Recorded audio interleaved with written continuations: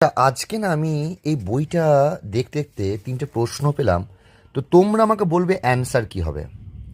প্রথম প্রশ্ন হচ্ছে, কোন তাপমাত্রায় গ্যাসের আণবিক গতি শূন্য হয়ে যায়? এটা জুনিয়র ইঞ্জিনিয়ারের প্রশ্ন। চারটে অপশান দেওয়া আছে: পরম স্কেল তাপমাত্রায়, পরম শূন্য তাপমাত্রায়, পরম তাপমাত্রায়, কোনোটিই নয়। সেকেন্ড যে প্রশ্ন হচ্ছে, বয়েলের সূত্র অনুযায়ী নির্দিষ্ট আয়তনে এটি গ্যাসের চাপ তাপমাত্রার সাথে সরাসরি সমানুপাতিক।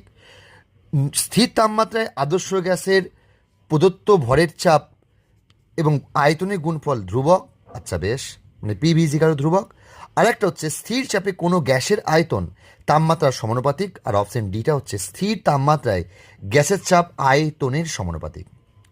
আর লাস্ট যে প্রশ্ন সেটা হচ্ছে, নিচের কোনটি বলে যে একটি গ্যাসের আয়তন এটি গ্যাসের চাপের বিপরীতভাবে সমানুপাতিক? বয়েলের সূত্র, চার্লসের সূত্র, গেলুকাসের সূত্র, অ্যাভোগাড্রোর সূত্র। তো কমেন্ট করে জানাও উত্তর কী হবে।